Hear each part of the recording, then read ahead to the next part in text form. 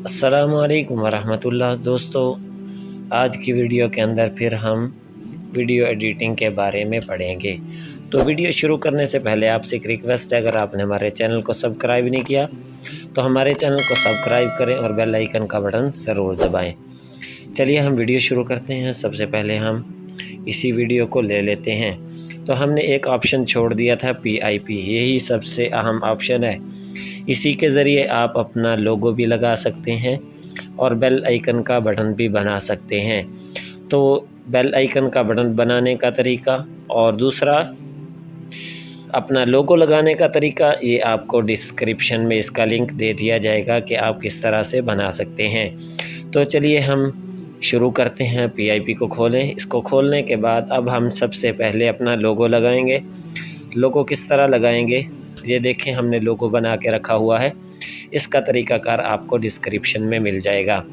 तो अब हम इसको क्रॉप पर ले जाते हैं। क्रॉप पर ले जाने के बाद इसको 1 बाई 1 पर क्लिक करते हैं और इस सर्कल को थोड़ा सा छोटा कर देते हैं, इसको ऐसे। अब सर्कल को छोटा करने के बाद हम क्लिक कर दिया यस पर। यस पर क्लिक करने के बाद अब हमने देखना है कि इसको हम लगाए कहाँ पर। चलिए हम इसको यहीं पर लगा लेते हैं। तो हम लगाने से पहले इसको थोड़ा सा सेट भी कर लेते हैं। इस तरह करके हमने इसको कोने पर लगा दिया। इसके बाद अब हमने इसका कलर ख़त्म करना है ग्रीन। हम क्रोमा की पर जाएंगे, क्रोमा पर इसको इस तरह से कर देंगे। करने के साथ अब हम इसको क्लिक कर देंगे। अब हम आपको चला कर दिखाते हैं।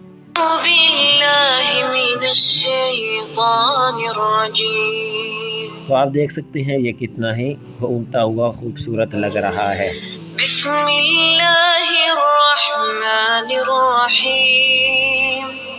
ये तो हो गया यहाँ तक। अब आप अपना बेल आइकन बनाना चाहते हैं तो वो किस तरह से बना सकते हैं। तो अब हम दोबारा यहाँ पर जाते हैं PIP पर। इसे क्लिक करने के साथ अब हम यहाँ से बेल आइकन का बटन ले लेते हैं। इसका तरीक़ाकार भी आपको डिस्क्रिप्शन में मिल जाएगा। तो अब हम इसे क्लिक करने के बाद यहाँ पर क्रोमा पर जाते हैं और इसको भी इस तरह से क्लिक कर देते हैं। तो अब देखते हैं, ये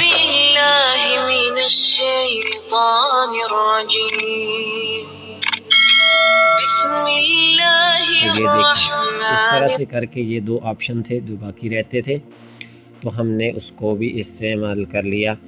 तो आज की वीडियो के लिए इतना काफ़ी। अब हमें इजाज़त दीजिए। अल्लाह हाफिज़।